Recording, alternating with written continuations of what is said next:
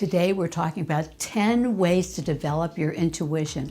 I am a spiritual psychic and I've been a student teacher of the Course in Miracles for more than 30 years. And using my intuition has been the compass in my life. And I want to share how that works with you and help you to be able to build your intuitive skills and have faith in them as well.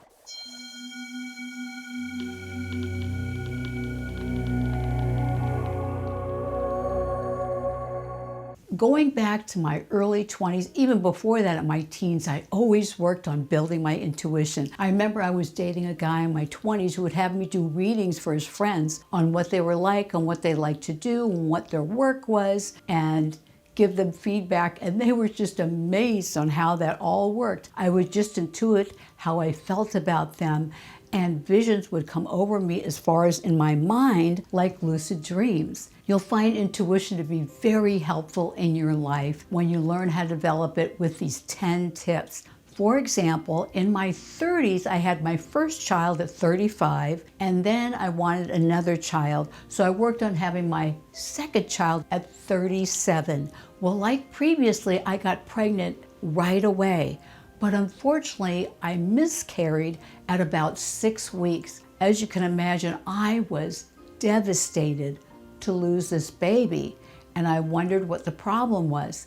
I got pregnant again the very next month and saw the 2 pink lines. I was definitely pregnant. I could always tell from the very day that I got pregnant that I had a new life growing inside me, which was so very exciting. And I went to the doctor and asked him to test me. He said, "You're just older." I was 37, and your eggs are getting old. That's what happens, and it's very difficult for women to get pregnant at that age. But my intuition told me that was not true. I just knew in my heart that that wasn't right. My intuition led me to a book on getting pregnant, and it talked about the #1 problem with conceiving was that your progesterone goes off when you start getting a little older. I was pregnant again, and I went back to the doctor. He didn't believe me, but he went ahead and tested me. My test came back, I had a progesterone of 1 versus it was supposed to be between 17 and 24. He said it was impossible that I was pregnant again. So he gave me a blood test, and guess what?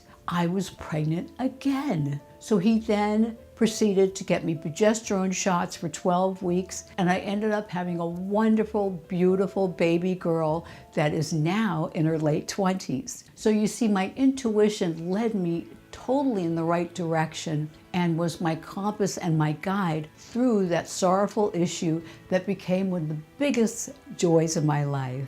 And your intuition can guide you that way too. A Course in Miracles, which is my favorite metaphysical teaching, talks about that when you develop your psychic senses, you're only dropping limitations that you've placed on your own mind. These are natural abilities that you can then activate. A Course in Miracles talks about our psychic power is desirable, and it talks about that each individual has many abilities of which he or she is unaware. The text also tells us that if we limit our awareness to just the tiny physical senses that we use on this earth, that we won't be aware of the grandeur that surrounds us. We won't be able to effectively communicate with the Holy Spirit. So before we continue on and get into the 10 tips in developing your intuition, make sure and like and subscribe for more videos like this one. And stick around to the end of the video where I have some really effective tips for activating your intuition. Remember that intuition is a gut knowing, an instinct that you know which way is the right way to go when you listen to your internal compass. The best way to activate that is tip 1, meditate. We've all heard about meditation, that it helps you relax, it helps you get rid of anxiety and depression, but it also helps you raise your vibration to be able to connect with elevated spirits and guides and the Holy Spirit. So meditation is really important. I meditate in the morning for at least 15 minutes and then meditate again later in the day. And I found this goes on a big way to activating my intuition. Tip 2, take a chance on following your gut instinct. Record your instincts and follow this guidance. You'll be amazed how it works out. If you record it every day, you can make a note on your phone is probably the easiest way to go to follow those gut instincts and how they work out. Simple little things can be great too. And I also love to use my intuition to help to find a parking space. It can be very effective in that area. Tip number 3, ask your intuition a question. It's one of the best ways to find creative solutions for a problem in your life, or if you're trying to make a decision between 2 or 3 choices, if you sit down and write out a question and then listen and let the answers come to you, it can be really incredible. So make sure and record those, write them down. I have a daily journal that I keep to track these, and you could do the same thing, or again, just make a note in your phone, and it can be pretty amazing about the outcome. So when I've had issues in the past, I write down questions. When I was having a problem with a job at one point where they were going to lay off 75% of a sales organization where I was working, and they were going to keep me as the only manager with a small team, I started meditating on it and I asked my intuition on what to do. I got a very clear response that this was a death march, that they were going to lay off the rest of the team. So I decided not to take that position, and it was really smart because at the time of the major layoff, they gave all those people, including me, 6 months severance, full pay, including full commission for that 6 months. If I'd waited, I would have only have gotten 6 weeks severance and not the full commission. So it worked out really well. So my intuition was fantastic in guiding me through and giving me a clear answer to my question. And I thank my spiritual guides and angels for that. Tip 4, I've talked about journaling a lot on this channel. Journaling will definitely help you build your intuition. The great thing about journaling I've found is that it helps override your subconscious and allow your subconscious mind to assist you. When you sit down and journal, the thoughts can really flow and the guidance can really flow. And I find out that my typing really speeds up. I don't journal by hand, although that is probably the most effective way to journal, but my handwriting is terrible. So I end up typing questions and typing answers, and my fingers can really fly across the keyboard. I've gotten so much wonderful guidance that way. Tip 5, draw or doodle. As I mentioned, I love to journal, but I do give readings for other people, and I've had other people give readings to me. And one gal I was practicing with, while she was giving me a reading, she was really effective. I was amazed at her effectiveness. And the entire time she was giving me a reading, she'd pause here and there and be scratching away at her papers. And I finally asked her, "What are you doing?" And she told me that she was drawing squiggles and doodles because it helped keep her conscious mind from interfering, so she could let the guidance bubble up, answer the questions, and provide psychic guidance to me. So tip number 6, start a dream notebook. I love to ask my intuition questions before I go to sleep. It's a really effective way to get answers from your intuition. The longer and more often you do that, the clearer and clearer your dreams get and your answers get, and the better you'll remember them. Tell yourself also that you're going to remember that dream. Make sure and put a journal by your bed at night so you're ready to write down that dream, because often I'll wake up in the middle of the night and scratch out some items so I can remember the highlights of my dream. And the guidance has been fantastic that way. The other night I received a message to do a video on John Edwards, the psychic medium, and how he receives his psychic guidance as something that would really interest many of you. So I created that video, and what John does is he does lucid dreaming. He'll actually see deceased relatives and psychic guidance in a lucid dream in his mind, and that's exactly how my intuition and my psychic guidance works as well. And I've made a video about that I'll link at the end of this one that you'll want to see. So make sure and write them down and track your dreams and go back and look at them. You'll be amazed. A lot of times you'll see synchronicities, and it will really help you on major decisions that you're wrestling with. Provides a lot of clarity, a lot of peace and joy. Tip 7, act fast. When you get intuitive guidance, don't wait. Don't let it rest. If it brings you joy, if it feels good, if it feels like the right thing to do, act fast and go with it. And it will help your intuition grow and help solidify those capabilities. Again, write them down and track them. Also, start noticing all you can with your conventional 5 senses. Pay attention to the colors around you. Pay attention to the colors of flowers. Stare at them, feel them, and sense them.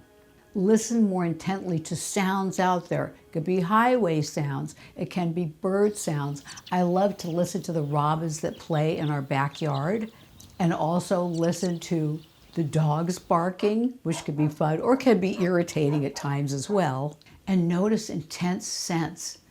We a lot of times shut off our awareness of scents, and paying more attention to those again can help heighten your senses so that your 6th sense can be triggered right along with them.